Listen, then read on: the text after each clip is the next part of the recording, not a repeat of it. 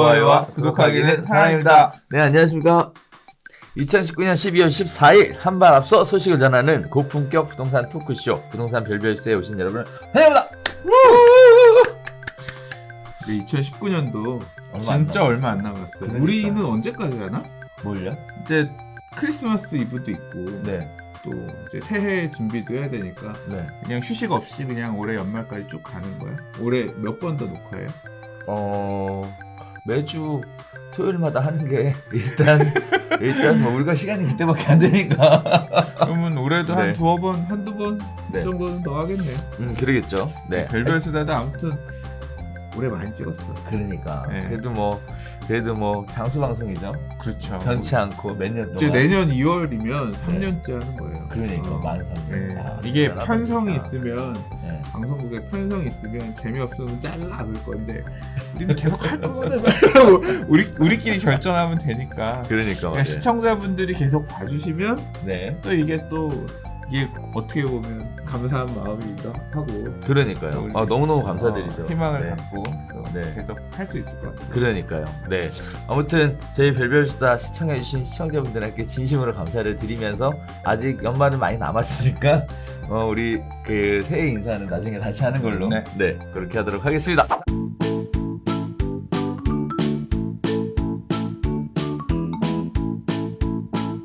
첫 번째 소식 들어가 보도록 할게요.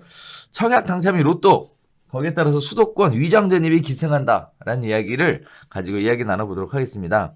자, 일단 친척, 친구 집에 주소 이전을 많이 한다. 불법 청약 절반이 위장 전입을 통해서 이루어졌다. 단속 인력이 부족해서 적발이 어렵다라는 내용들을 다루고 있는데요. 일단 현재 있는 주민들은 위장 전입한 얌체족 때문에 내 기회가 뺏겨서 엄벌해달라라는 그런 목소리가 높아지고 있습니다.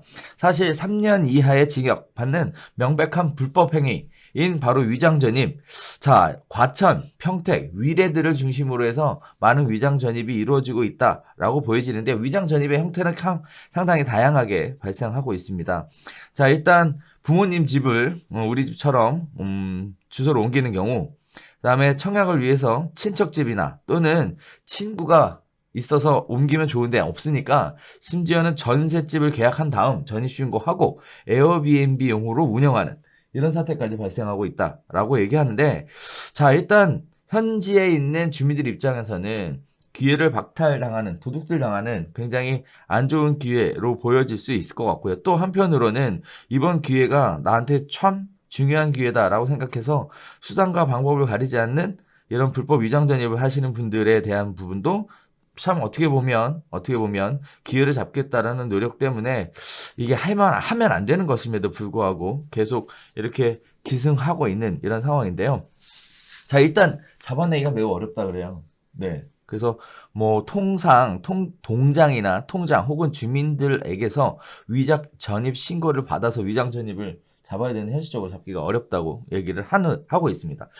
자, 그럼 이제 우리가 얘기를 좀 해봤으면 하는 부분이 위장 전입 왜 할까요? 뭐 기사에서도 얘기했지만 네네. 서울에서 지금 청약하려면 뭐 가점도 중요하지만 사실은 서울 살아야 되잖아요. 그렇죠. 서울 지역 사람들이 일단 1순위 청약을 해보고 네. 1순위 빵꾸가 미달이 나면 그 다음에 이제 지역 1순위가 당첨자가 되는 구조잖아요. 네. 과천도 그렇고. 네. 그러다 보니까 수도권 지역에서도 이렇게 지역 1순위가 적용되는 지자체들 같은 경우는 네네. 그 동네에 사는 사람, 결국 뭐냐면 이 동네 청약하는 단지는 그 동네에 사는 사람에게 우선적으로 공급하게끔 청약 제도가 만들어진 건데 네네. 나는 그 동네 안 살아. 음. 근데 저게 분명히 싸게 나오거든. 그래서 저거 받으면 돈이 될 것 같아. 이런 사람들이 어떻게 하면 거기에 1순위를 받을까? 그냥 거기에 지금 살지는 않지만 사는 척 하자. 예, 그래서 주소 전입을 하고 사는 척 하면서 청약통장 순위를 만들어가지고 넣고 있는 거죠. 일종의 그렇죠. 불법 행위이면서 편법적인 이런 음. 걸 하고 있는 거고, 네. 저는 안 된다고 봐요. 그러니까 음. 당연히 내가 우선적으로 받아야 되는 동네 주민이고 오래 살았는데 갑자기 뜬금없이 위장 전입해가지고 와서 네. 뭐 전혀 다른 지역에 사는 사람이 내가 가져갈 밥그릇을 채가는 그런 행위이잖아요. 그렇죠. 나도 굉장히 화가 날 것 같고 저는 음. 솔직히 별로 없을 줄 알았거든요. 네네. 근데 기사 보니까 놀랍네. 그러니까 과천 2호 필드면 과천 2단지 재건축해서 네네. 분양했잖아요. 근데 위장 전입이 총 26건이나 적발됐다. 적은 숫자가 아니거든요. 그러니까요. 그리고 경찰이 올해 국토부에 제출한 불법 청약 당첨자 209가구 중에서 가장 많은 유형 118건이 위장 전입이라고 하니까 이게 주소는 돼 있는데 이 사람이 여기 청약할 때 사는지 안 사는지 계속 살았는지 안 살았는지를 판단할 방법이 없고 그렇죠. 만약에 이걸 전수조사한다고 생각해서 한다고 하면 할 수도 있겠지만 근데 그러기에는 행정력이 사실 부족하죠. 행정력 부족한 것뿐만 아니라 그 뭐한 짓이야. 이거 그렇죠. 가서 사는지 안 사는지. 그러니까 만약에 이걸 앞으로 하려고 하면 뭐 그런 거 할 수 있겠죠. 그렇죠. 이게 실제 산다 안 산다라고 하는 게 주소 전입도 있지만 살았는지 안 살았는지 확인하기 위해서 예를 들어서 카드값 수령 뭐 한 거, 그다음에 뭐 전기요금이나 뭐 이런 것들 낸 거. 네. 그러니까 살면 그 지역에서 어쩔 수 없이 자기 이름으로 해야 되는 것도 있잖아요. 그렇죠. 그런 거를 몇 개를 교차해서 왜냐하면 하나만 일부러 작정하고 허위로 만들 수 있으니까. 그렇죠. 뭐 그렇게 할 수도 있을 것 같고. 네. 그리고 지금 또 이번에 여기 사례 중에 보면 제시된 사례 중에 보면 에어비앤비 늘렸다는 얘기 같은 경우는 또 기가 막히네. 그러니까 그냥 아예 전세를 얻어가지고 그렇죠. 자가 사용을 하는지 안 하는지는 모르지만 일단은 만들어 놓은 거 아니에요. 그냥 그렇죠. 말 그대로 주소 전입만 돼 있는 게 아니라 임대차 계약서하고 나 살고 있다. 근데 집이 실제 안 사니까 공간이 남으니까. 그렇죠. 근데 나중에 이제 따지면 그렇죠. 아니 나 방 하나에서 살았다. 네. 방 2개는 에어비앤비 돌렸다. 뭐 그러면서 면피할 수 있는 그런 상황이 되는 거니까. 그러니까요. 네.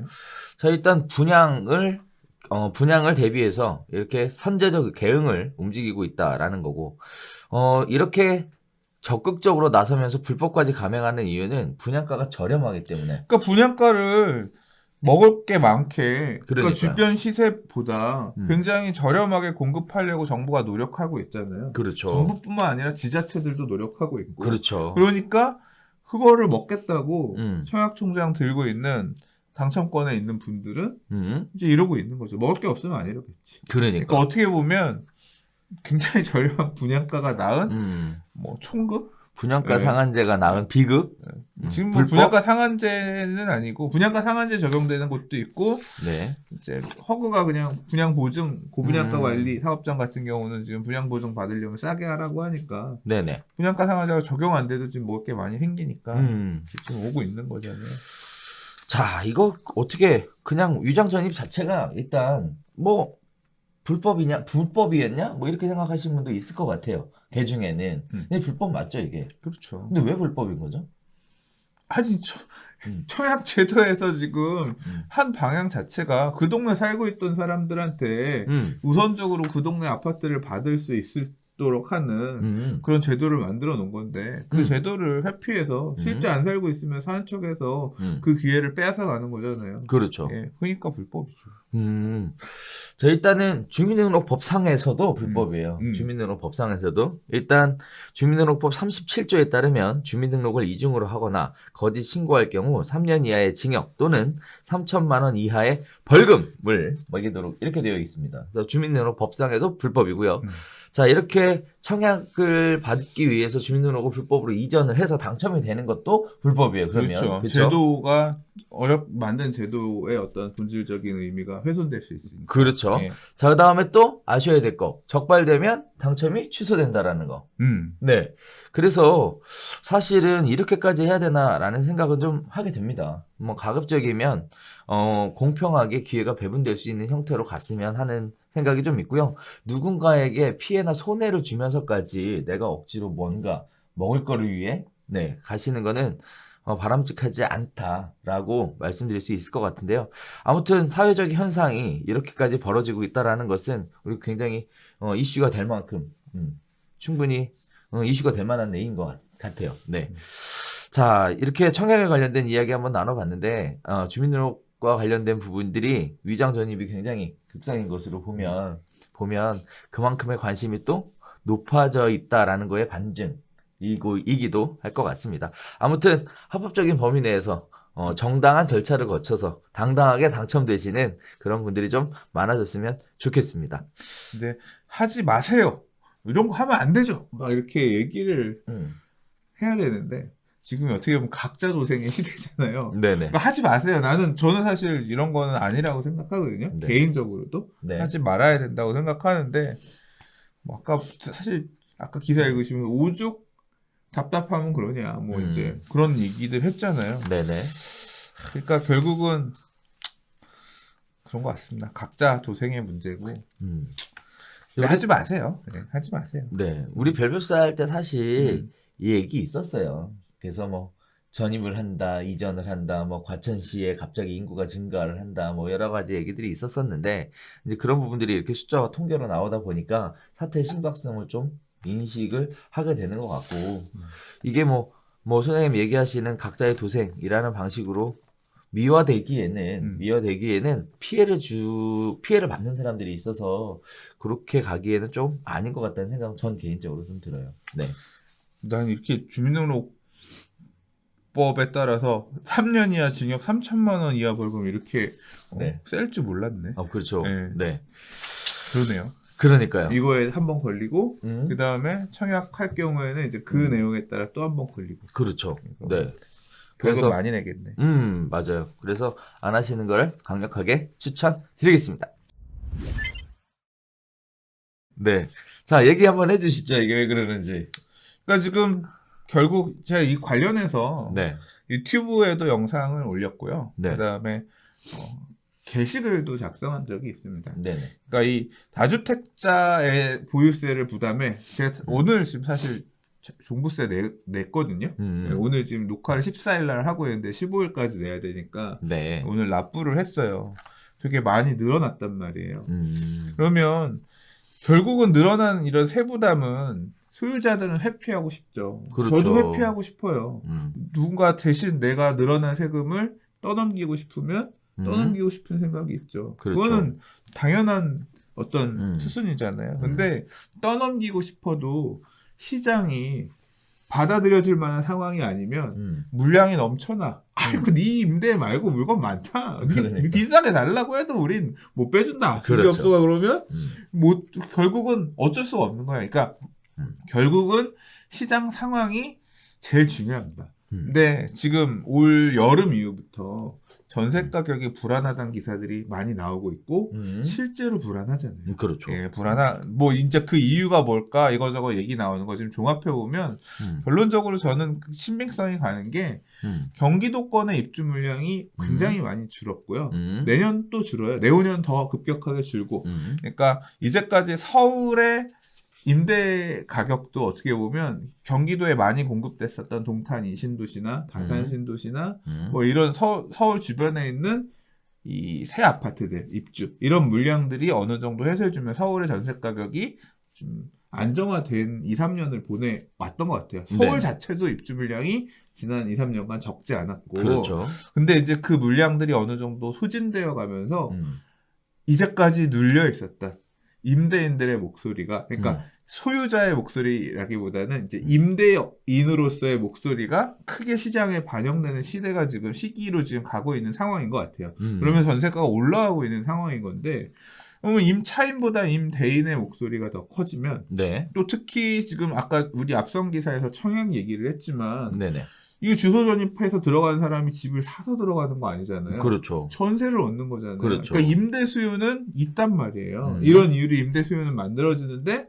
이제 임대 공급은 상대적으로 임대주택 공급은 상대적으로 이게 약간 밸런스가 안 맞다 보니까 결국 임대인이 나는 좀 더 늘어난 보유세를 전가하기 위해서 전세를 난 좀 더 받아야겠는데 또는 월세를 조금 더 받아야겠는데 이런 식으로 얘기를 하는 상황이 저는 될 수 있지 않을까.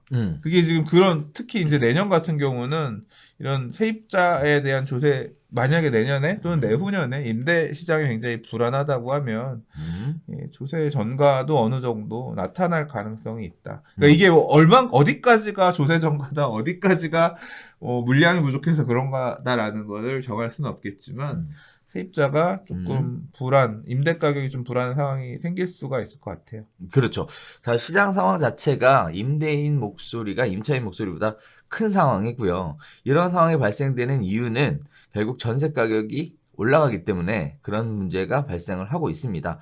자, 일단 전세 가격이 올라가니까 결국은 전세 가격만 올리는 것이 아니라 반전세로 전환하려는 수요도 나오게 되는 거고요. 결국 이런 부분들 때문에 세 전가가 가능하게 되는 부분인데 결국은 세를 전가하기 때문에 전세 가격이 올라가는 것은 아니고요.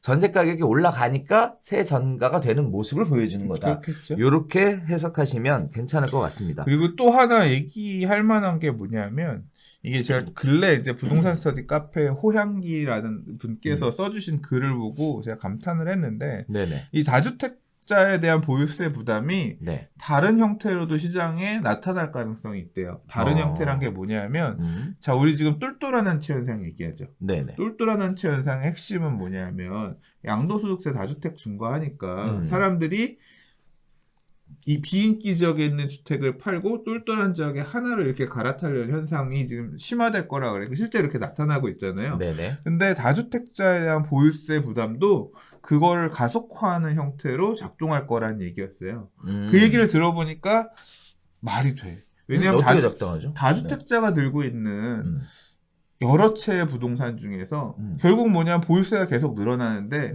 한 사람이 여러 채를 갖고 있으면 하나 더 있는 집이 굉장히 세부담으로 늘어나거든요. 그렇죠. 그리고 특히 다주택자 같은 경우 3주택 이상이면 종부세 사율도 높아지고요. 이전에 비해서 다음에 내야 되는 상한도 3배까지 늘어난단 말이에요. 그래서 엄청 부담스러운데 그러니까 주택수를 무조건 줄여야 되는 상황이 생겨요. 보유세 부담 자체가. 늘어나는 것도 부담스럽지만 그래서 이게 강화가 되기 때문에 결국은 비인기 지역에 있는 주택들 이런 것들은 처분하려는 게 더 엄청나게 가시화될 거라는 거죠. 보유세 부담도. 그러면 어떻게 되겠어요?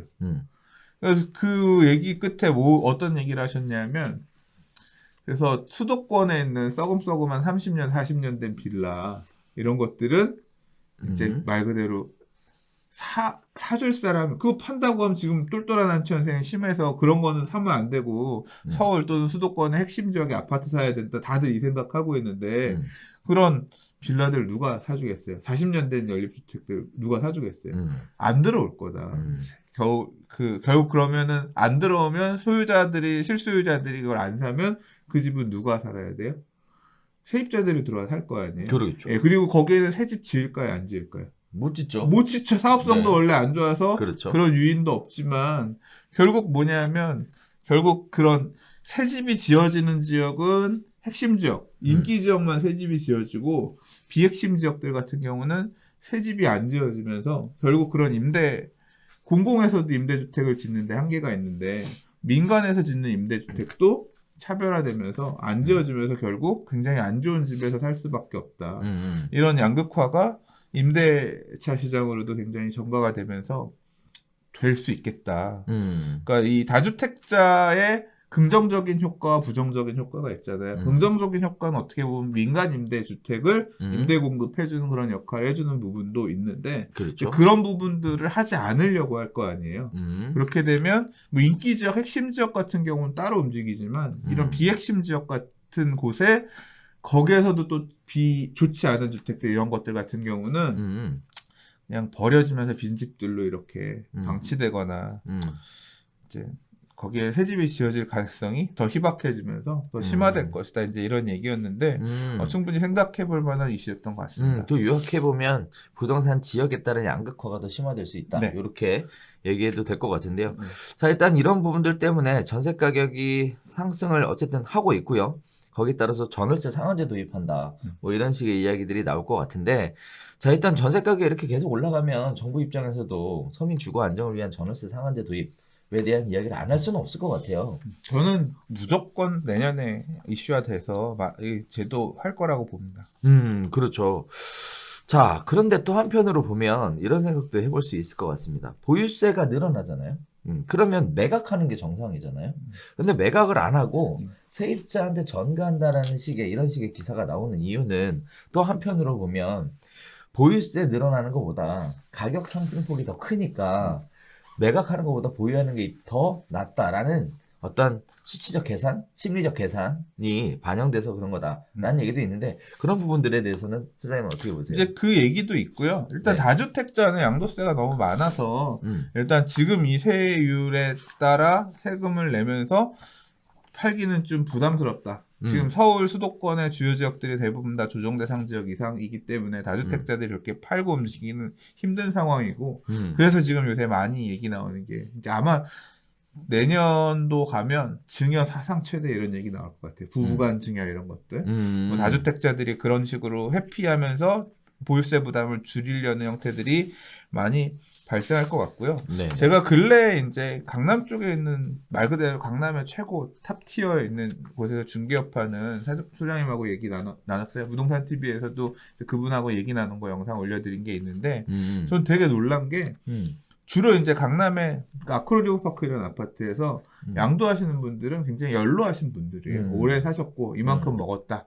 팔고 현금화하거나 하는데 되게 놀랐던 부분 중에 하나가 뭐냐면 팔고 뭔가를 살 생각을 대부분 하신다는 거예요.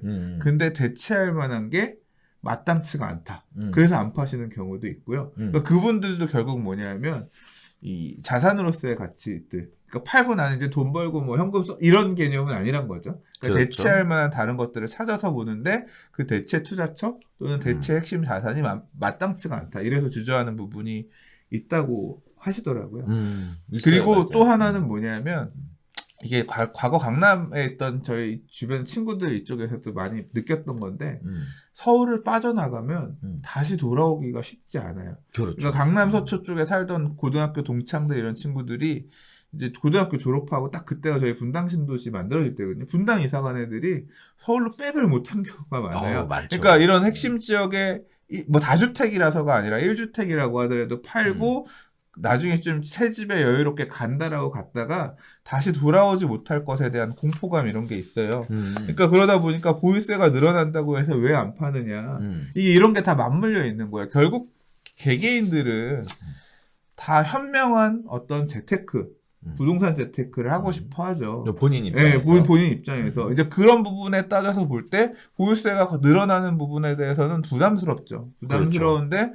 이걸 팔고 그럼 내 수준에 맞는 내가 보유세를 좀 덜 낼 수 있는 지역으로 회피해서 내려갈 거냐 아니냐 선택을 할 때 이걸 그래도 지금은 더 보유하는 게 더 나은 재테크다. 내가 더 나은 판단이라고 판단들을 하시니까 더 들고 있으려고 하는 거고 이거는 다주택자도 1주택자도 마찬가지인 것 같아요. 그러면 내가 들고 있으면서 최대한 어떻게든 버틸 수 있는 방법이 뭐냐? 이제 그러면 지금 이제 만약에 임대를 놓고 있는 경우라고 하면 뭐 임대료를 좀 더 세입자에게 분산하려고 하는 이제 그런 행위로 나타나고 있다라고 봐야 될 것 같습니다. 자, 그래서 보유세 부담 자체가 일단 두 가지 길로 잡혀갈 수 있는데 우리 지난주에 별별수다 할 때 이런 말씀을 드린 적이 있습니다. 보유세 부담이 늘어남으로 인해서 특별한 소득 활동이 없으신 분들이 고가의 주택을 보유하는 것이 심리적으로 큰 부담이 될 것이다. 거기에 따라 매도로 나오게 되는 매물도 있을 것이다 라고 말씀을 드렸었는데 실제 그런 부분들이 매도에 대한 생각을 하고 있는 분들이 실제 늘어나고 있지만 이제 현실적인 문제가 되는 게 팔고 나서 어디로 가서 어떻게 할 것이냐에 대한 대체에 대한 확신이 생기지 않아서 주저주저 하시는 분들이 상당히 많은 것으로 보여지고 있고요. 또 한편으로는 가격 상승을 기대함으로 인해서 결국 더 보유해야 되겠다라고 또 이해관계가 맞아 떨어지시는 분들은 지속적으로 보유함에 있어서 어떤 전략을 펼칠 것인가에 대한 생각들을 하고 계시는 것 같은데 그 중에 하나가 이제 전세 가격 상승이죠. 전세가 올려서 받은 거죠. 저도 사실 제가 세주고 있는지 전세 가격만 봐요 요새. 얼마지 지금. 그러니까 맞아요. 네. 이게 고통스러우니까 어떻게 고통을 같이 짊어질 사람이 없나를 보게 됩니다. 자, 그래서 각자의 입장과 상황에 따라 최선의 선택을 위한 움직임이 분주하게 일어나고 있는 모습들을 보여주고 있습니다. 아무튼 이런 상황이 계속 지속되면 뭐 우리나라 경기 상황도 그렇고 또 어떻게 보면 민생도 이제 불안해질 것 같은데요. 그러면 정부에서 또 새로운 카드, 정책에 대한 규제 카드 뭐 내놓을 것 같은데 벌써 그런 얘기들이 일단 빠르면 다음 주 정도에 나올 거다 이제 그런 기사들이 보이고 엊그저께 보니까 국토부, 금융위 뭐 다양하게 지금 보고 있는 것 같아요. 그래서 그러니까. 뭐 대책 나오면 근데 솔직히 저 대책 얘기 거론되는 거 나온 거 보면서 아무 생각도 안 들더라고요. 왜요? 그냥 다 봤던 얘기고 이거 다 봤던 사람들 다 아는 사람들 다 아는 대책들이구만. 근데 그게 어떻게 작동할지도 솔직히 잘 모르겠고 예, 별거 아닌 것 같기도 하고 근데 별거 아닌 거에도 또 반응하기도 했었으니까 과거에는 보면 아직까지는 좀 봐야 될 것 같습니다. 구체적으로 나오는 거. 자, 이따가 또 말씀을 드리겠지만 이제 정부 대책과 관련돼서 또 한편에 이런 생각이 들어요. 뭐 조금 더 기다려보고 지켜보는 것도 괜찮을 것 같은데 대책을 또 너무 서두른다는 느낌도 조금 저는 지금 있는 것 같아요. 심각한 상황인 것 같아요. 서울은 그래요? 조금 약간 한풀 꺾이는 느낌인데 음. 예, 수도권 지역 같은 경우는 지금 진짜 불이 붙어 있는 것 같아요. 그렇죠. 자, 그 부분에 대해서는 다시 한번 구체적인 이야기를 한번 나눠보도록 하겠습니다. 자, 세 번째 이야기 들어가 보도록 하겠습니다. 매매도 전세도 씨가 말랐다. 강남 아파트 매물 품귀 현상이 벌어지고 있다라는 얘기인데요. 자, 일단 뭐 많이 들어보셨던 이야기를 다시 하려고 한다기보다 약간 관점을 좀 다르게 이야기해봤으면 해요. 그래서 조금 전에 얘기했던 것과 일맥상통하는 얘기인데요. 다들 아시는 것처럼 강남 지역의 아파트 거래는 급강하고 있고 집값은 오름세를 유지하고 있는 상황입니다. 또 상한제 시행 이후에 공급 부족, 또 집값 상승에 대한 기대 심리가 시세에 반영이 돼서 가격을 올려가고 있는 상황이고요. 강남발 매물 품귀 현상은 서울 수도권으로 확산, 조짐되는 모습들을 보여주고 있습니다. 자, 이런 부분들 때문에 신규 주택 공급 물량 감소에 따른 집값 추가 상승에 대한 기대감이 커지면서 강남 주택 보유자들이 숨 고르기에 나선 모습을 보여주고 있고요. 강남 송파군 거래가 80% 넘게 급감한 반면 집값은 꾸준한 상승세를 보여주고 있는 상황입니다. 자, 이러한 매물 품귀 현상이 집값의 상승으로 이어지고 있다라는 부분이 서울에서 시작을 했지만 수도권으로 굉장히 가파르게 넘어가고 있는 상황인데 거기에 따라서 이제 정부에서는 부동산 대책을 또 준비하려고 하고 있는데요. 일단 제가 이번에 다뤄보고 싶은 논조에는 이거예요. 부동산 시장을 안정시키겠다라는 정부의 대책이 사실상 선순환 효과보다 어떻게 보면 부작용이 훨씬 더 컸다라는 게 대부분의 사람들의 의견이었는데 이 부분을 또 대책의 발표가 되면 과연 이 부분에 공급 물량이 늘어나고 수요가 안정이 되는 이런 현상으로 영향을 미칠 가능성이 좀 있을지 이제 봐야 되는데 네.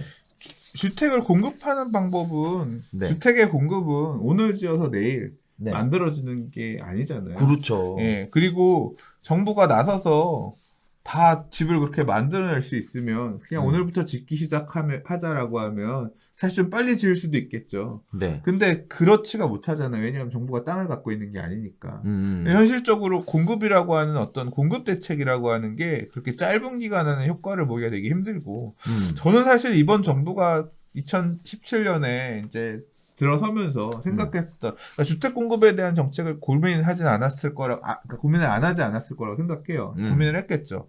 근데 그 당시에 이제 얘기 나왔던 부분이 뭐냐면, 새 정부의 주택, 도시재생 정책은 뭐였냐면, 도시재생 뉴딜 사업은 전면 철거 중심의 정비 사업이 아니라 소규모 주택 중심의 소규모 정비 사업이었어요. 맞아요. 그래서 결국은 그러니까 지금 정비구역 해제 지역에다가 빌라라든가 단독주택이라든가 뭐 가로주택 정비 사업을 통한 소규모 규모의 이 정비 사업 이런 것들을 하는 게 원래 계획이었는데, 그러니까 그게 잘 됐으면 이런 소규모 사업 같은 경우는 금방 해요. 예를 들자면 아파트는 헐고 새로 짓는데 철거 이주하는 데만 뭐 1년 이상 그리고 새로 헐고 짓는 데만 3년 이상. 그래서 4, 5년 정도가 일단 당장 공사하고 철거하는데 이주하는 데만 걸리잖아요. 근데 소규모 사업들 같은 경우는 금방 이사 나가고 부수고 새로 지으면 몇 달 뒤, 뭐 1년이면 된단 말이에요. 그러니까 이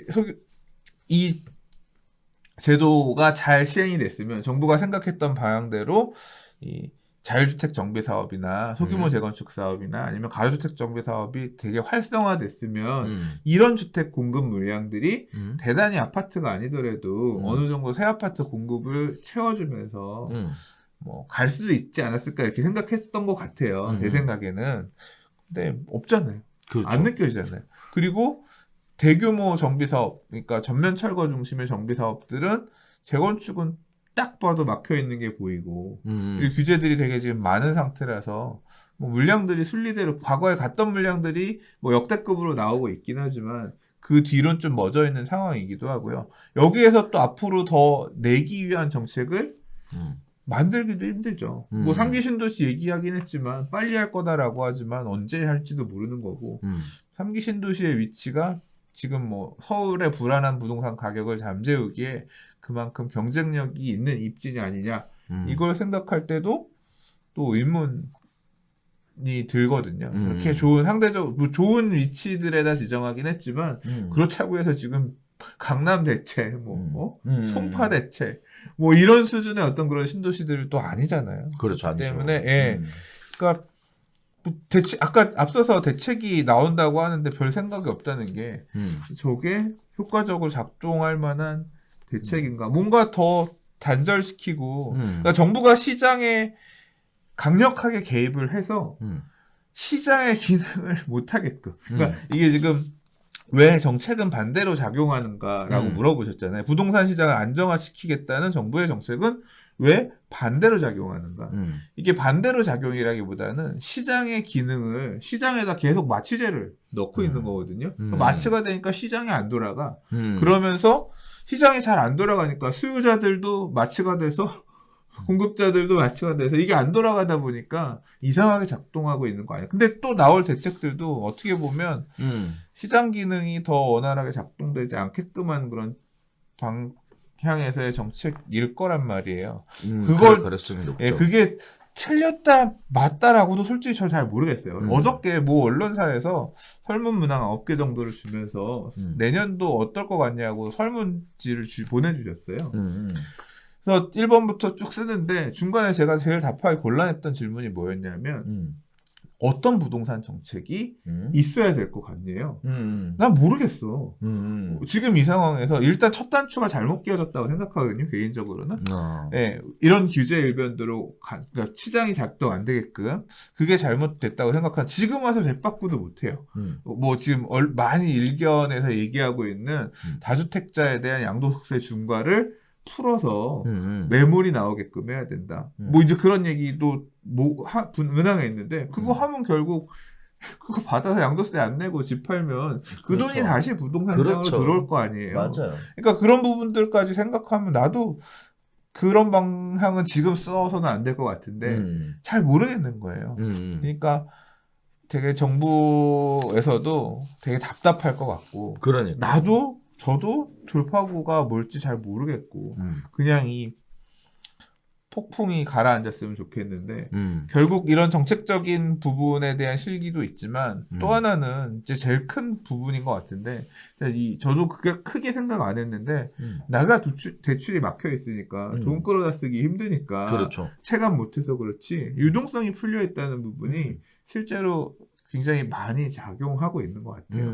특히 지방 부동산 시장 이런 쪽 같은 경우는. 그래서 어려운 시기인 것 같습니다. 빨리 이 폭풍우가 지나가서 조금 안정화되고 언론에서 부동산 기사가 좀 덜 보이는 시절이 왔으면 좋겠는 바람이긴 한데 뭐 뜻대로 그렇게 되기는 쉽지 않을 것 같아요. 그렇죠. 뭐 정책의 실효성을 보이지 않는 이유, 왜 정책은 반대로 작용해 왔는가에 대해 한편으로는 이런 생각을 해보게 됩니다. 일단 정부에서 늘 대책을 발표낼 때마다 통계라는 걸 제공을 하죠. 그리고 또 예측이라는 거를 기반으로 해서 정책이라는 걸 펼치는데 그 기반 안에 가장 큰 오류가 발생했던 거는 결국은 수요의 크기가 크냐, 공급에 대한 크기가 크냐에 대한 부분이 결국 오류의 가장 핵심이지 않았나라는 생각을 좀 하게 됩니다. 지금 뭐 계속 발표됐던 정책들마다 서울 및 수도권에 공급되는 공급이 넉넉하다. 너무 많아서 걱정이다. 이런 식의 얘기가 있었습니다만 지금까지 공급이 지속됨에도 불구하고 가격이 올라가는 거 보면 한편으로는 수요가 더 많았다라고 보여질 수도 있을 것 같고 따라서 수요에 대한 예측이 실패해서 그런 것이다 라고 생각할 수도 있는데요. 사실 또 소장님 얘기하는 것처럼 이런 생각도 있는 것 같아요. 그 수요를 잠재울 만한 공급을 해줘야 되는데 한편으로는 시간이 오래 걸린다라는 부분. 그리고 또 한편으로는 시간이 지나면 좀 해소되지 않을까라는 어떤 시간 끌기 전략 뭐 이런 것들도 정책 안에 녹아 있어서 내면적으로 겉으로 드러나진 않지만 내면적으로 그런 부분들이 있어서 어떻게 보면 제대로 실효성 있는 정책이 못 나오고 있지 않는가 이런 생각도 좀 해보게 되는데 아무튼 부동산 시장 자체가 굉장히 불안한 상황이고 많은 서민들 입장에서 국민들 입장에서 굉장히 불안에 떨고 있는 상황에 정부는 어떠한 준비를 할 것인지에 대해 굉장히 집중하고 있는 상황에 좋은 결과가 좀 있었으면 하는 귀추가 주목되는 그런 부분들입니다. 자, 아무튼 시장 자체가 안정화되기를 바라는 마음은 너나 나나 다 똑같은 생각인 것 같고요. 어떤 형태로 안정화될 것인지 잘 한번 기대해 보면 좋을 것 같습니다. 자, 네 번째 이야기 들어가 보도록 할게요. 임대사업자 못 해먹겠다 라는 얘기가 나오고 있습니다. 자, 등록 임대사업자 동향이 의무기간을 못 지키면 과태료 3배로 늘어났어요. 조정지역 내 세제 혜택도 사라졌고요. 과태료 인상 전에 임대사업자라 아예 말소를 하자 라는 얘기가 늘어나고 있습니다. 자, 내용에 구체적으로 조금 들어가 보면 그렇습니다. 올해 10월 서울 주요 주택에서 주택임대사업자 지위를 포기한 건수가 크게 늘어난 것으로 나타나고 있습니다. 10월은 임대사업자가 의무 임대기간을 지키지 못할 때 부과되는 과태료가 기존보다 3배 늘어나기 직전 시점을 포함하고 있다. 즉 10월 24일 이전에는 과태료가 1배였는데 이후에는 3배로 늘어난다라는 거죠. 지난해 9월 13일 9.13 대책으로 청약조정지역 내 신규주택 취득한 사람에 대해서 핵심 세제 혜택이 사라졌고 개인마다 임대사업자에 따른 득실이 달라졌습니다. 거기에 따라 임대주택 등록을 하는 사람이 또 늘어나고 반면에 말소하는 사람도 늘어나고 있는 상황인데요. 자, 일단 세제 혜택을 받는 대신 4년에서 8년 동안 임대를 해야 되고요. 그리고 과태료가 1,000만 원에서 3,000만 원으로 인상을 했다라는 얘기인데 결국 임대사업을 등록하는 이유는 세제 혜택의 밝은 면, 즉 세제 혜택을 통해서 혜택을 보기 위해서 신청을 했지만 과태료 부담이 이렇게 크게 증가하는 것으로 봐서는 결국 내가 크게 세제 혜택을 볼 수가 없다. 또 더 나아가서는 임대료도 5% 안에서만 조정할 수 있기 때문에 그 부분도 내가 불이익을 받고 있다. 이런 식의 생각들을 갖고 있는데요. 결국은 이거 잘 생각해보면요. 이런 생각이 들어요. 지금 임대주택 등록하는 사람보다 말소 신청하는 사람이 더 많다라는 얘기인데 처음부터 임대주택 등록하셨던 분이 4년에서 8년 동안 장기 보유할 생각이 아니었다. 이렇게도 보여지는데요. 그 부분에서 어떻게 보세요? 그러니까 뭔가 좀 혜택이 있을 때 세금이라든가 이런 거 좀 덜 내고 네네. 좀 이따가 적당히 팔아야지 이런 목적으로 그렇죠. 했다가 나중에 이 없애게 되면 과태료나 이런 것도 너무 커지고 실제로 그리고 이제 많이 얘기가 나오는 게 다주택자들의 주어진 혜택들이 이게 문제다. 이것들 없애야 된다. 그런 목소리들이 되게 크게 힘을 발휘하고 있거든요. 그러니까 결국 지금 추가적으로 예상되는 대책에서도 언급되는 게 다주택자들에게 주어져 있는 회피할 수 있는 방식을 통한 혜택들 이런 것들 없애야 된다. 그런 얘기가 첫 손에 꼽혀요. 그렇기 때문에 나중에 그러니까 8.2 부동산 대책, 9.13 부동산 대책 나오면서 뭐라고들 얘기했냐면 임대사업자로 몰아놓고 뒤통수 치네?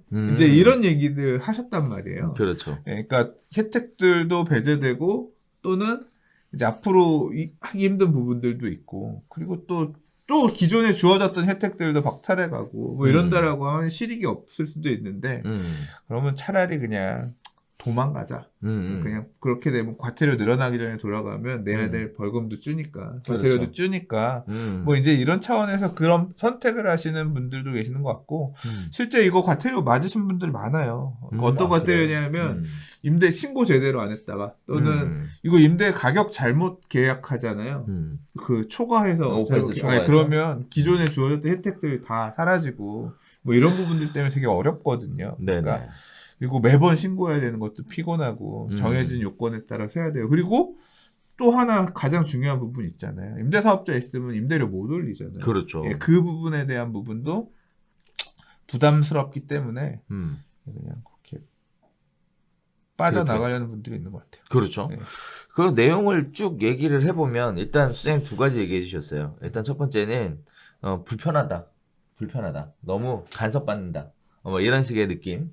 그리고 또 한편으로는 처음부터 장기 보유할 생각이 없었다. 일단 혜택을 주니까 받았다가 나중에 가서 과태료 내고 그리고 나서 정리하려고 했는데 과태료가 갑자기 3배로 올라가 버리니 1,000만 원 부담하는 건 큰 문제가 없다고 생각했지만 3,000만 원 부담하는 것은 오히려 안 하는 이만 못했다라고 생각했다라는 거죠. 결국 두 가지 부분이에요. 불편함과 장기 보유할 생각이 없었다라는 부분, 이 두 가지 부분인데, 자, 임대사업자 등록이 사실 요즘 세법 관련돼서도 굉장히 다양한 문제들을 야기하고 있는 상황에 또 한편으로는 임대사업자 등록하신 분들 전부 다 확정일자 신고 내용 가지고 세금 과세한다고 1월 1일부터 지금 엄포를 놓아 있는 상황이니 임대사업자 입장에서 진짜 안 좋을 것 같다는 생각도 좀 들기는 해요. 정상적인 반응인 것 같은데 어떻게 보면 합법적으로 임대사업을 하실 수 있게끔 장려도 해주고 어떤 민간 임대주택 공급이라는 게 국가가 하지 못하는 일을 민간이 대신해주는 역할도 있으니까 장려도 좀 해주면서 동시에 주택시장의 안정도 추구해 볼 수 있을 텐데 어떻게 보면 이렇게 다 튀어져 나가면 오히려 시장이 더 불안해지지 않을까 하는 우려도 생기거든요. 이런 부분들 꼭 이렇게 말소하게끔까지 해야 될까라는 생각을 어떻게 보세요? 잘 모르겠어요. 잘 몰라요. 임대사업자 하고 싶은 사람도 했던 거고 별로 실익이 없는 것 같으니까 이제 안 할래. 이것도 어떻게 보면 시장이 작동하는 거죠. 그렇죠. 네, 네. 그게 의도했든 의도하지 않았든. 그래서 그 시점 자체가 10월 24일, 즉 10월, 즉 과태료 기준이 1,000만 원에서 3,000만 원으로 늘어난 시점에서 많은 말소 신청이 들어왔다라는 그 부분을 보면 사실 혜택을 일단 주니까 빨아먹었다가 나중에 가서 토해낼 생각은 싫다라는 거죠. 네, 적당하게 토해낼 범위를 넘어섰기 때문에 이런 선택을 하는 것 그냥 같은데 3,000만 원 맞고 하느니 이제까지 혜택 받았던 거 토해내고 그냥 1,000만 원 내고 드럽다 안 해. 이제 그리고 그냥 그러니까. 빠져나갔다. 그렇게 그 판단을 하신 분들이 일시적으로 좀 몰렸다 그렇게 보는 게 맞을 것 같아요. 그렇죠. 네. 자, 이런 부분들이 오히려 시장의 불안을 더 가중시키지 않을까라는 생각을 좀 해보게 되면서 가급적이면 처음에 정했던 원칙이 자꾸 들쑥날쑥 변경하는 거는 그렇게 바람직해 보이진 않는 것 같아요. 아무튼 장기적인 안목에서 탄탄한 정책 만들어 가셨으면 이러한 시장의 혼선도 없지 않을까라는 생각을 난 기대 안 하는데. 뭘 기대를 안 해? 난 기대 안 해.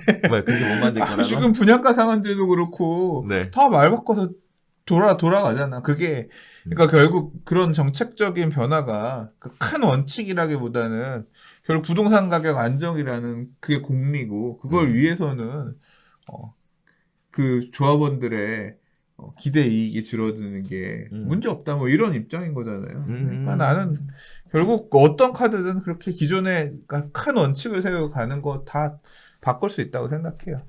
정책이 계속 이렇게 그래서 그냥 각자 도생이야, 각자 도생. 저는 그렇게 생각해요. 그렇군요. 이렇게 생각하시는 분들을 위해 장기적인 안목에서 잘 만들어 주셨으면 좋겠습니다. 이렇게 웃으면 안 되는데. 네. 아무튼 정책이라는 것 자체가 시장을 누르는 데는 역부족이다라는 얘기는 그동안 수없이 있어 왔어요. 시장의 순기능 자체를 저해하는 형태의 정책으로만 갈 것이 아니라 시장의 기능 자체를 잘 활용하는 그런 뛰어난 아이디어들을 가지고 장기적인 안목의 정책을 세우는 거는 그건 뭐 바람직하지 않을까 생각을 해봅니다. 네, 그런 게 나올지는 의문이겠지만 별걸 다 기대하시네. 네. 똑똑하신 분들 많잖아요. 그 우리가 그 좋은 정책 만들어 주시라고 세금도 많이 내는데 만들어 주셔야지. 자, 5번째 이야기 들어가 보도록 하겠습니다.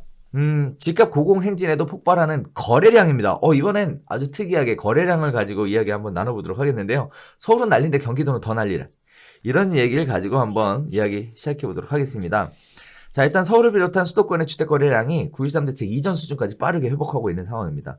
분양시장에서는 청약 경쟁률이 수백 대 1이 예사로 나오고 있고요. 미분양 주택은 빠르게 줄고 있고요. 경매시장에서도 낙찰가율이 올라가는 등 집은 계속 잘 팔리고 있습니다. 정부가 분양가 상한제를 시행하고 정비사업장을 특별 점검하는 등 규제 고삐를 죄고 있지만 커져버린 실수요자의 불안감은 시장에서 감당하지 못하는 형국을 보이고 있습니다.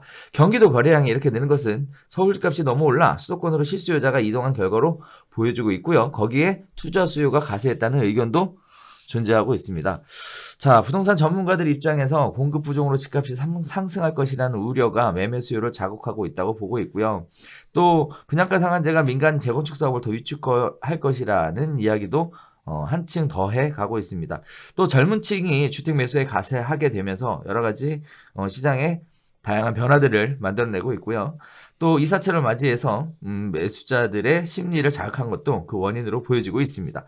자, 일단 강남의 가격 자체도 지금 개포가 30억 클럽을 눈앞에 두고 있다라는 얘기, 강남발 서울 집값의 상승세가 수도권 남부로 확산되고 있다라는 얘기인데요. 자, 일단 거래량이 증가하고 있다. 지금 현상에 대한 이야기는 드렸고요. 일단 통계를 보면 월별 수도권 아파트 매매 거래 추이가 경기도는 17,320건, 서울은 1,350건으로 10월달 통계가 이렇게 잡혔습니다. 실거래가 신고가 60일 기간 내에 하는 거기 때문에 이런 식의 통계를 보여주고 있는데요. 자, 일단 재미있게 볼 수 있는 거, 아주 놀랄만한 이유는 뭐냐면 지금 강남 3구 같은 경우에는 매물이 없어서 가격이 올라간다는 얘기가 있었어요. 그런데 지금 거래량으로 보면 매물 거래가 실제 9.13 대책 수준까지 계속 치고 올라가고 있다는 얘기는 결국 강남 3구 이외의 지역들이 거래가 되고 있다는 얘기다. 이렇게 볼 수도 있을 것 같아요. 그렇게 봐도 되는 거죠. 거래량이 일단 제가 얘기들 들어보면 네. 뭐 재개발 같은 경우는 지난달에 거래량이 엄청 많았대요. 11월 달에. 재개발에서. 예, 재개발 같은 경우 어마어마하게 거래 많이 됐고, 그러니까 거래량이 터진 데들은 물건들이 있던 곳들 같은 경우는 수요들이 가서 재지 않고 매수들 하면서 거래가 된 것 같고, 특히 좀 이 기사에서는 수도권 거래량 얘기를 하잖아요. 경기도 네. 거래량 터진 거 얘기를 하잖아요. 많이 가서 사는 것 같아요. 그리고 제 주변의 분들도 보면, 저는 다시 한번 말씀드리지만 부동산을 더 살 생각 없어요. 더 안 사요. 안 샀고 안 살 건데, 주변에 이제 물어보니까 사람들이 아는, 그러니까 이게 뭐 상담 이런 게 아니라 알고 지내는 형님이나 친구나 이런 왜 물어봐요. 이거 뭐 그 동네 부동산 아는 데 있으면 소개해 줄래? 뭐 어쩔래? 하면서 이 사람들이 무슨 생각을 하고 있느냐가 읽히잖아요. 보면 뭔가 투자하러 가는 사람들이 보여요. 그런 거 생각 안 하던 사람들이 나도 요번에 물 들어왔을 때 부동산 투자로 돈 좀 벌어야지라고 하면서 걔 중에는 이런 분들이 있어요. 요번에 정리를 하고 남은 현금을 가지고 다른 데 가야지. 서울에 다른 지역 좀 덜 올랐다고 생각하는 지역에 가서 매수하는 분들도 있고, 또는 수도권으로 가서 공격적으로 매수하는 분도 있고. 그러니까 이 지금 거래량이 터진 내용은 뭐냐, 두 가지를 나타내고 있는데요. 서울의 핵심 지역은 실수요자들이 아유 떨어질 줄 알았는데 안 되겠다. 지금이라도 사자 해서 영혼까지 끌어모아서 30대들이 30대 40대들이 핵심 지역에 1주택 내 집 마련을 해서 들어오는 수요가 한쪽에 반영이 되고 있고요. 그렇죠. 그렇게 해서 팔고 돈을 쥔 기존의 선행 투자자들 또는 이 소유자들은 상급지로 갈아타거나 또는 그 돈을 들고 수도권으로 옮겨가거나, 그러니까 아직은 덜 올랐다 싶은 곳으로 가서 지금 매수를 하더라도 나는 충분히 차익을 누릴 수 있을 거야 라고 생각하고 옮겨가고 있는, 즉 욕망이 옮겨가고 있는 모습들이 이 거래량으로 나타나고 있는 거다라고 생각해요. 자, 일단 강남의 거래량은 부족한 데에 비해 서울 전반적인 거래량, 경기도 거래량은 살아나고 있다라는 내용이고요. 여기에는 실수요자의 움직임도 있겠지만 투자자들의 움직임도 있을 것으로 예측이 되고 있습니다. 자, 그러면서 동시에 이런 생각을 해볼 필요가 있을 것 같은데요. 자, 이렇게 가격이 상승할 것이다 라고 예상하고 있는 상황에 과연 매도하는 사람은 어떤 사람이었을까? 라는 생각을 좀 해볼 필요가 있을 것 같아요. 일단 거래가 발생하는 것 자체가 일단 분양이죠. 분양 시장 자체는 어차피 매각을 해야 되는 상황이니까 이것도 거래량으로 잡히니까.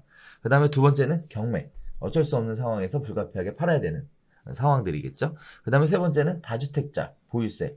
그 다음에 종부세에 대한 영향들 때문에 주택 개수를 좀 줄여야 되겠다라는 식의 생각을 갖고 있는 분들이 매각을 하실 것 같고요. 그 다음에 또 하나는 양도소득세.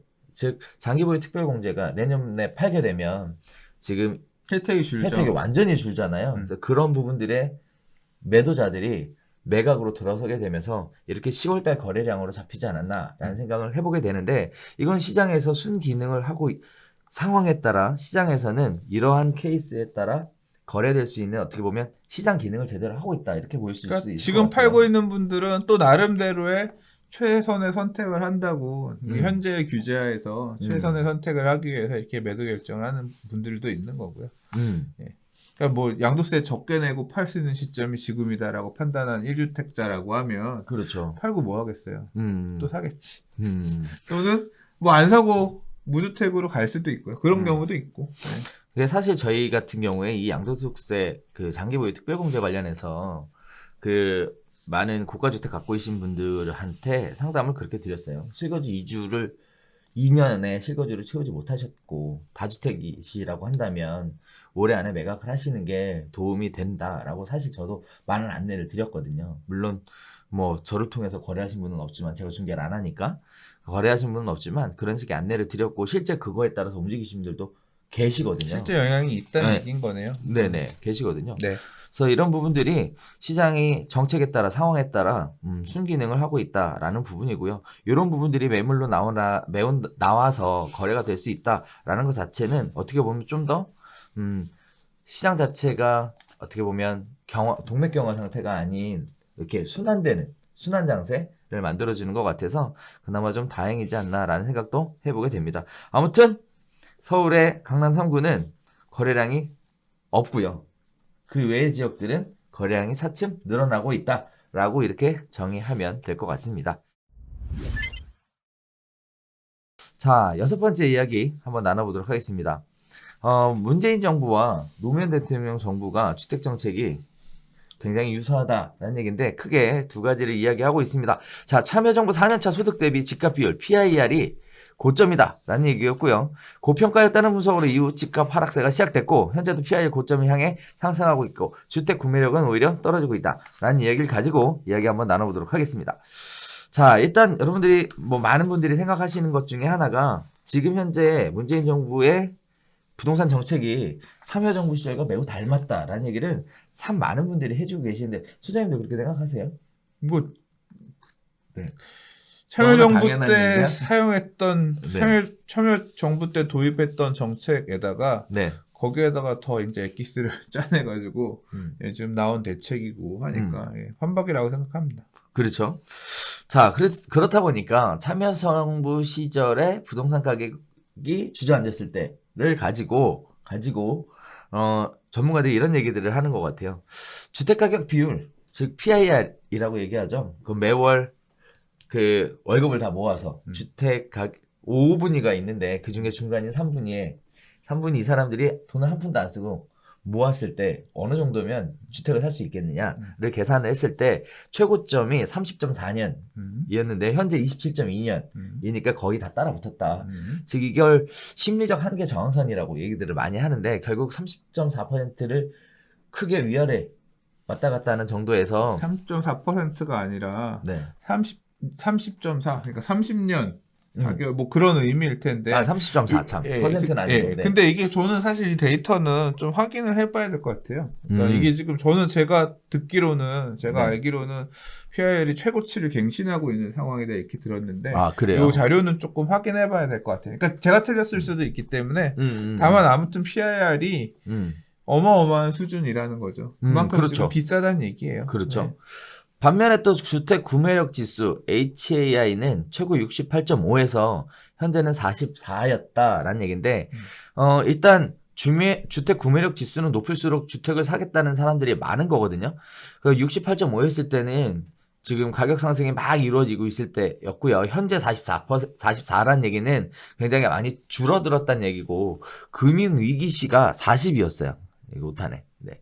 그러면 금융위기 시에 주택을 사겠다는 사람이 없었다는 거죠. 그런 거에 비해서는 조금 많지만 충분히 매수를 하겠다라는 사람의 숫자가 그렇게 많지는 않은 것으로 이렇게 통계는 나오고 있는데 우리가 생각해 봐야 될 거는 사실 참여정부 시절에 부동산 가격이 흔들렸던 이유가 PIR이 높아서 흔들린 게 아니고 주택 구매력 지수가 낮아서 흔들린 게 아니라 결국은 외환이기 때문 아니었습니까? 그러니까 그런 부분이 더 크게 작용을 했죠. 그러니까요. 네. 근데 마치 신문 기사에서는 이런 부분들이 최고점을 달았기 때문에 주택 가격이 더 올라가지 않을 것이다라고 보고 있는 건데요. 근데 저는 그렇게 생각하지 않아요. 이 기사가 얘기하고 있는 부분도 당연히 봐야죠. 외환위기 때문에 부동산 가격이 출렁였다? 아니죠. 그게 단초를 제공했지 높아 있는 PIR이랑 그다음에 주택 구매력 지수, 주택 구매의 매력이 떨어진 부분이 그때 더 그러니까 이미 터졌어야 되는 또는 떨어졌어야 되는 그런 상황이었는데 어떤 그런 트리거가 그게 돼준 거지. 이런 매수하려고 하는, 결국 부동산이라고 하는 거는 부동산에서 가장 큰 악재는 본질 가치에 비해서 부풀려져 있는 가격, 비싼 가격이 제일 문제거든요. 그러니까 이게 쌓여가고 있는 중인 거예요. 지금 어느 정도까지 거품이 있는 건지 정상 가격인 건지는 그거는 보는 사람에 따라 다르겠지만 기사에서 제시하고 있는 부분도 귀담아 들을 필요가 있다고 저는 생각합니다. 예, PIR이 높아지고 있고 역대급 PIR로 가고 있고 구매력 지수가 떨어지고 있고 이런 부분들을 IMF 때는 IMF가 아니라 금융위기 때는 결국 외부 위기 때문에 문제가 된 거니까 그때도 이건 전혀 상관없었던 문제야라고 생각하면 안 된다고 생각하고요. 지금도 그렇다고 생각해요. 네. 자, 이 두 가지 지수가 상관은 있다. 상관은 이 있다. 부분이 전혀 무시할 수 있는 이번에는 내용은 아니다. 10년 전처럼 이번 텀에는 10년 전처럼 막 갑자기 무슨 외환위기 또 뭐 중국인 낮아빠지면서 뭐 이러면서 그런 게 안 올 수도 그런 것을 발생해서 되는 건 아닐 수 있겠지만 그러나 이렇게 매력이 떨어지고 있는 부분은 생각해 봐야 된다고 봅니다. 자, 그래서 전혀 무시할 내용은 아니고 고려해 봐야 된다라는 말씀 해주셨는데, 일단은 그런 생각을 저는 개인적으로 그런 생각을 좀 들어요. 뭔가 시장에 깜짝 놀랄 만한 쇼크가 있었을 때 시장의 변곡점이 왔다라는 저는 개인적으로 생각을 하고요.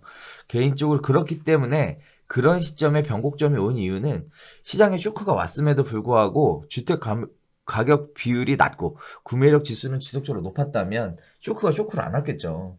근데 쇼크로 온 이유는 이러한 임계점에 다다라 있는 상황에서 쇼크가 왔기 때문에 변곡점이라는 걸 만들어냈다라고도 보여지거든요.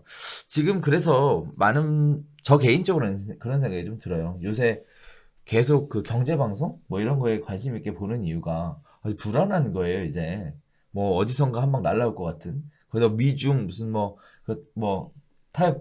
협상이 됐다 어쩌고저쩌고 나오고 막 그러면 이제 보게 되는 거예요. 잠도 안 와요 요새 불안해서. 그죠?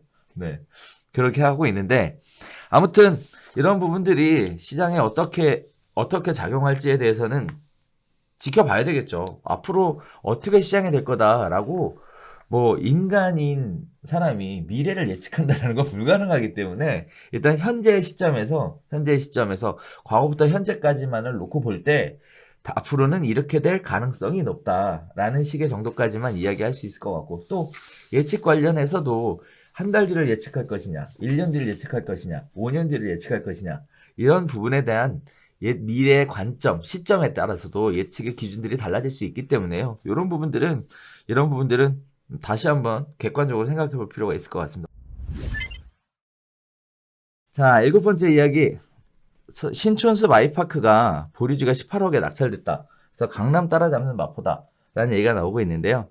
보류지가 예전에는 굉장히 투자로서 메리트가 있는 것으로 이렇게 얘기가 나왔습니다만, 지금 이렇게 되면 투자로서의 메리트는 거의 없는 것으로 보여지고 있는데 어떻게 보십니까? 아니죠. 있나요? 지금 투자로 사나요? 이 투자를 이 사람이 잡았을 수도 있지. 보류지라고 하는 거는 내가 얼만큼 낼게 해서 높게 쓴 사람한테 주잖아요. 그러니까 그 최고가 낙찰 받는 사람이 이제 받는 건데, 지금 네네. 보면 여기도 지금 신촌숲 아이파크가 보니까 여러 건 이제 보류지 매각을 했는데 2건은 유찰된 걸로 알아요. 근데 그 중에서 이제 높게 거래된 좋다라고 판단된 물건이 전용 84, 그러니까 30평형대가 18억 원이 넘는 가격에 낙찰이 되면서 이슈가 된 거거든요. 지금 신촌숲 아이파크 사러 간 물건이 넘쳐날까요? 또는 이 아파트에서 한강 전망에 나오는 물건이 넘쳐날까요? 사실 몇 개 동 딱 일부 라인 타입까지 고려하면 몇 개 없거든요.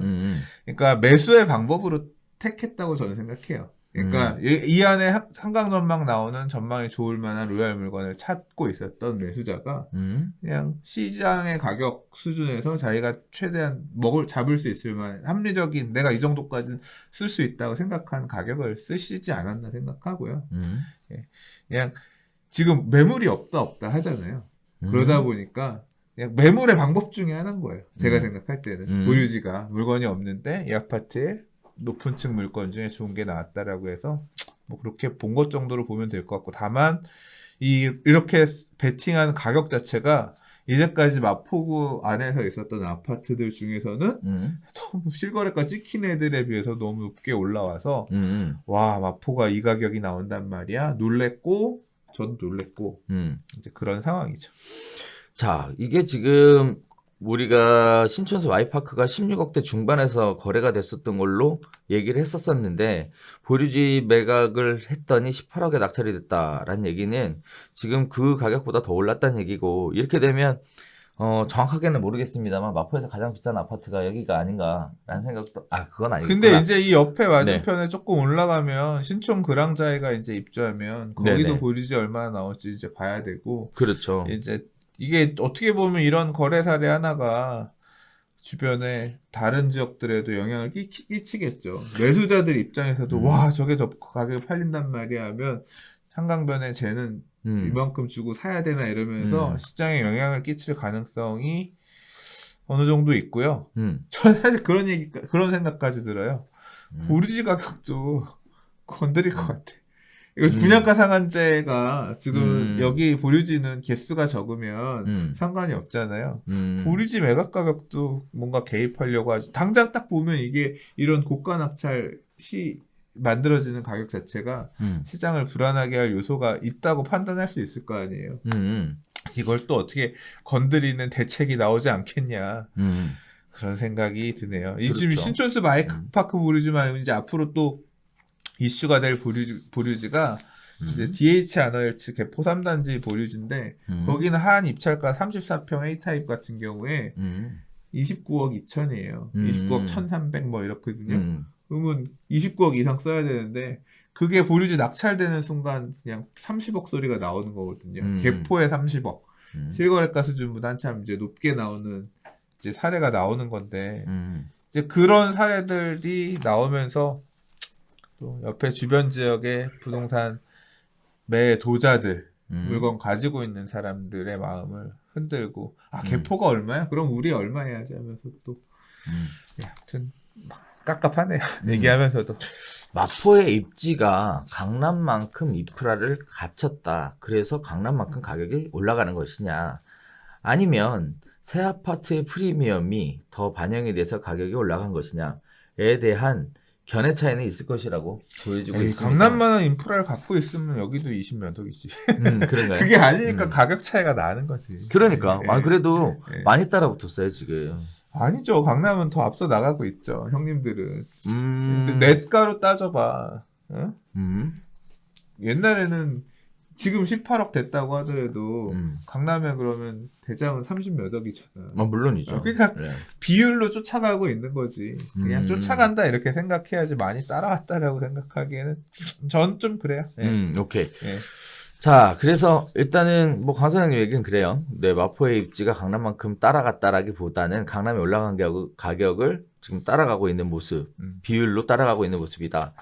그리고 한편으로는 전반적으로 마포에 있는 가격들과 비교해서 볼 때 이 신촌수 Y파크의 보유지의 낙찰가가 높아진 이유는 입지에 대한 부분은 어차피 대동소이하니까 새 아파트의 프리미엄이 반영돼서 이러한 18개라는 가격이 만들어지지 않았나라고 생각을 그걸 하거든요. 부정하는 건 아니에요. 신촌수 Y파크 평지고요. 그다음에 조망권도 어지간히 나오고 그리고 역도 제가 기억하기로는 3개 역 그러니까 서강역이랑 신촌역이랑 이용할 수 있는 뭐 이제 역도 가깝고 그리고 바로 서강대교 타서 여의도 접근하기도 좋고 그러니까 장점을 많이 가지고 있는 입지의 아파트예요. 그리고 신축 새 아파트이기도 하고 이런 부분들이 반영해서 매수자가 이제 판단을 하신 거겠죠. 그리고 마포가 전체적으로 굉장히 많이 업그레이드 됐죠. 그러니까 아현뉴타운이라든가 용강동 쪽의 재개발이라든가 기존에 이제 마포 구도심이 가지고 있었던 낡았던 이미지가 이런 새 아파트들이 들어서고 기반 시설들이 바뀌고 학교의 급도 올라가고 학원가들도 근래에 만들어지고 하면서 많이 업그레이드 되었기 때문에 돈 있는 수요층들이 마포를 주거지역으로 선택하는 거잖아요. 그리고 뭐 가장 큰 부분은 광화문이랑 여의도랑 상암이라고 하는 주요 업무지구를 배후로 끼고 있는, 그러니까 그 업무지구의 배후 주거지역이 될 수 있는 교차하는 입지구, 워낙 교통 좋은 곳이고 하기 때문에 뭐 이제 그런 부분들을 고려해서 수요층들이 가장 현명한 소비를 한다 생각하고 이 가격을 쓴 거죠. 그러니까 이렇게 만들어진 거겠죠. 자, 일단 마포의 가격이 올라가는 것도 심상치 않은 것 같습니다. 뭐 어떻게 될지는 모르겠지만 어쨌든 이 숫자가 의미하는 내용은 굉장히 많이 있을 것 같고요. 마포의 부동산 자체에 관심 있는 분들은 이 숫자 따라가시는 것도 힘들 것 같다는 생각도 좀 들고 있습니다. 아무튼 마포라는 지역도 사기 좋은 곳이니까 네, 이렇게 나오지 않았나 싶고요. 거기에 따라서 마포에 관심 있는 분들은 잘 한번 살펴보셔야 될 내용이지 않을까라고 생각을 합니다. 네, 자, 마포 매수하시려고 좀 떨어지면 살려고 기다리셨던 분들 같은 경우에는 이거 보고 좌절하셨을 것 같아요. 그럴 것 같아요. 자, 이렇게 얘기하면 대충 얘기가 마무리된 것 같은데, 네, 날씨가 추운데 연말에 뭐 하셔야죠. 연말에 저는 유튜브를 네. 좀 영상 업그레이드를 하기 위해서 네, 연말에 이제 좀 장비 업그레이드. 장비 업그레이드. 네. 오, 지금 돈이 없어. 종부세 내고 뭐하고. 네. 그래서 아무튼 좀 그 안에다가 조금 제가 그러니까 유튜브 촬영을 좀 더 잘 하기 위한 그런 공간으로 좀 만들려고 하고 있고, 그리고 올해가 가기 전에 제가 만들고 싶었던 게임기가 있거든요. 그래서 그 게임기 한번 만들어 보는 게 좀 어떤 올해에 하고자 했었던 하나의 워너비 작업 중에 하나인데, 그렇게 하면 2019년은 가지 않을까. 아무튼 취미생활도 하시고 그리고 유튜브도 하시고 시간 내서 놀자, 제 인생의 모토. 그러니까요. 그럼 돈을 어디서 벌어요? 저는 그냥 먹고 살 만큼 먹어요. 그렇군요. 네. 미래의 행복을 위해서 너무 현재를 희생하지 말자. 제 인생 모토. 부럽습니다. 네, 저는 열심히 현재를 희생해야 돼. 미래가 조금 보이는 상황이라, 네, 지금 열심히 했던 것처럼 앞으로 열심히 2020년에도 더 열심히 네 해야 될 것 같은데, 자, 아무튼 연말입니다. 2019년 연말이 한 해가 얼마 남지 않은 상황에 다들 뭐 바쁘실 거라고 생각해요. 또 연말 되면 또 크리스마스도 있으니까 가족과 함께 얼마 안 보내시는, 남았어. 그렇죠. 네. 네, 보내셔야 될 것 같은데, 아무튼 날씨는 춥지만 따뜻한 연말 보내시길 바라면서 저희 방송은 여기서 인사드리도록 하겠습니다. 저희 방송 보시고 괜찮았다 생각하시면 좋아요, 구독하기, 그리고 알림 설정 꼭 한번 해주시면 저희도 방송하는데 큰 도움이 되겠습니다. 자, 저희는 여기서 인사드리겠고요. 다음 주에 다시 새로운 소식 가지고 찾아뵙도록 하겠습니다. 감사합니다.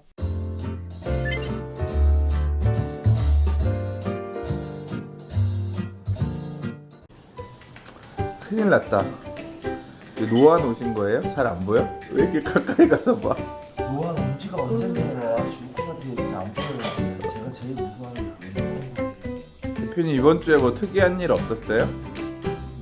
없었어요?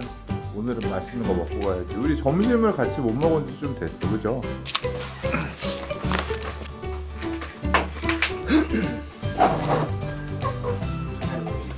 네, 갑시다. 하나, 둘, 셋. 좋아요와 구독하기는 사랑입니다. 네, 안녕하십니까. 자, 저희는 여기서 인사드리겠고요. 다음 주에 다시 새로운 소식 가지고 찾아뵙도록 하겠습니다. 감사합니다.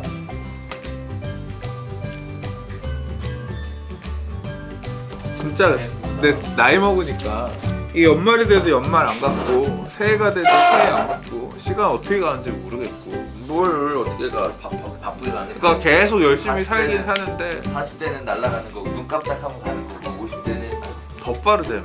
빠르다는데 뭐 아직 50대는 안 돼봤어.